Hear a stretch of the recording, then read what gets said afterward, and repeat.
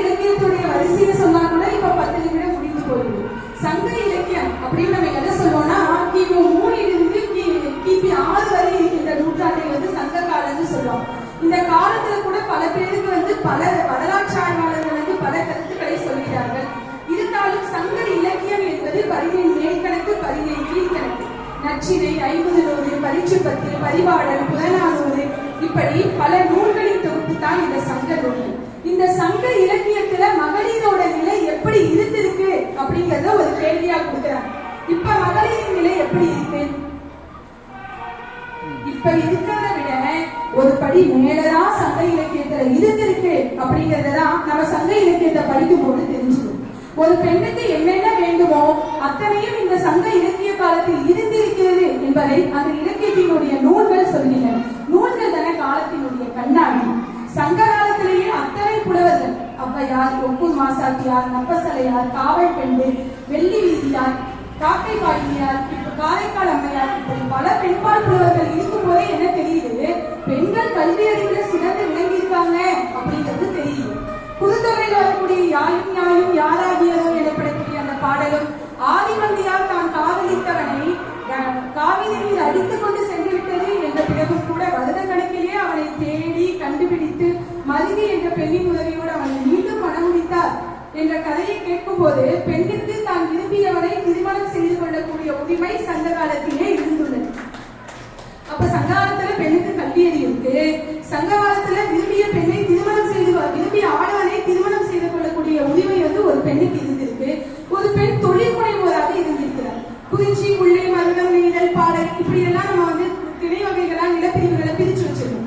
குறிஞ்சியில பாத்தீங்கன்னா திணைப்புலம் காக்கக்கூடியவராக பெண் இருக்கிறார். முல்லை நிலப்பகுதியில பார்த்தீர்கள் என்று சொன்னால் அங்கு பால், மோர், தயிர் இதையெல்லாம் பண்டமாற்று முறையில் விற்பனை செய்யக்கூடியவராக ஒரு பெண் இருந்திருக்கிறார்.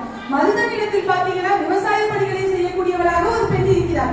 நெய்தல் நிலத்திலே பாத்தீங்கன்னா வாழை மீனை கொடுத்து விட்டு முத்துக்களையும் விலங்கு மீனை கொடுத்து விட்டு நெய்யையும் வாங்கி கொண்டவராக ஒரு பெண் இருந்திருக்கிறார். இதே நீங்கள் எய்தல் பாலை நிலத்தில் உள்ள எய்தல் பிரிவு பெண்களை பார்த்தீர்கள் என்று சொன்னால் அவள் எருவு புற்றிலே இருக்கக்கூடிய புல்லரிசியை எடுத்து அதை உலகிட்டு பண்டமாக மாற்றுகின்ற ஒரு வித்தையை தெரிந்து வைத்திருந்தார். ஆக ஒரு பெண் தொழில் முனைவோராக பொருளீட்டுபவராக பொருளாதார நிலையிலே சிறந்தவராக இருந்திருக்கிறார். அப்ப பெண்ணிற்கு இதற்கு அடுத்த நிலை என்னன்னு பாத்தீங்கன்னா சொத்துரிமை. அந்த காலத்துல பெண்ணுக்கான சொத்துரிமை, சொத்து என்பதே ஒரு மனிதனில் இருந்த நிலம், குளம், அவன் வளர்த்து வந்த கால்நடைகள், இவற்றிலே சரிபங்கு சொத்துரிமையை பெறக்கூடியவளாக ஒரு பெண் இருந்திருக்கிறார்.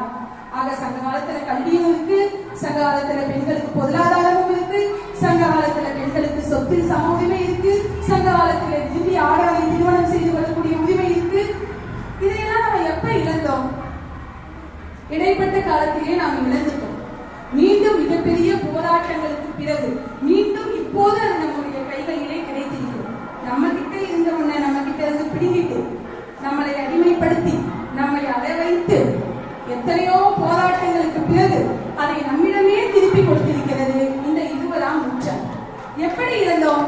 இதற்கான காரணம் என்ன? இப்போ பெண்ணுக்கு ஒரு சில பண்புகள் இருக்கு. பெண்ணுக்கு என்ன குணங்கள் இருக்கு? ஒரு 4 குணங்கள் சொல்லி வைத்திருக்கிறார்கள். அச்சம், மடம், நாணம், பரிவு. இந்த உலகம் சங்ககாலம் நம்முடைய மூதாதையர்கள் ஆணையும் பெண்ணையும் சரிசமமா தான் பார்த்திருக்காங்க. ஆணுக்கும் 4 குணங்கள் இருக்கு.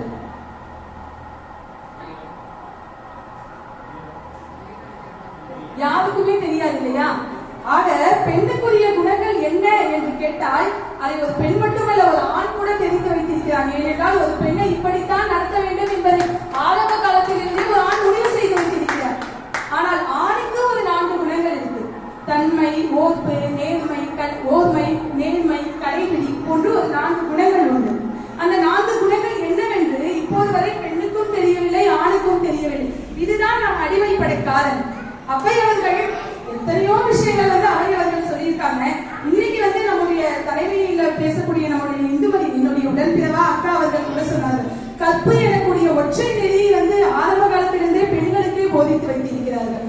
கற்பு அப்படின்னா என்ன? அதுல இருந்து ஏன் ஒரு பெண்ணுக்கு மட்டுமே தண்டனை கொடுக்கிறாங்கிற கேள்வி ஆரம்ப காலத்திலேயே நம்முடைய எல்லாருடைய மனதிற்குள்ளும் தொடர்ந்து இருந்து கொண்டிருக்கக்கூடிய ஒரு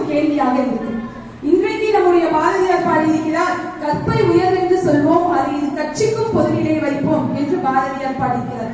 ஆனா நம்முடைய மூதாட்டி அவை பாடியிருக்கா பாருங்க, கற்பு எனப்படுவது சொல்லிரவாமை. அவ்வளவுதான், ஆத்திச்சூடியில ஒற்றை வரியில். ஒண்ணும் இல்ல, உலகை உலுக்கிய ஒரு திரைப்படம் ஒன்று வந்தது. 2008 ஒரு திரைப்படம் வெளியிடப்பட்டது. இந்த திரைப்படம் ஒரு உண்மை கதை. 1986 இப்போது போர் நடந்து கொண்டிருக்கின்ற ஈரான் பகுதியினுடைய ஒரு கடைக்கோடி குக்கிராமத்தின் வழியாக ஒரு பத்திரிகையாளர் பயணம் செய்து கொண்டு இருக்கிறார். நான் இந்த ஒரு சம்பவத்தோடு என்னுடைய உரையை நிறைவு செய்ய போகிறேன். ஒரு பத்திரிகையாளர், பிரெஞ்சு பத்திரிகையாளர்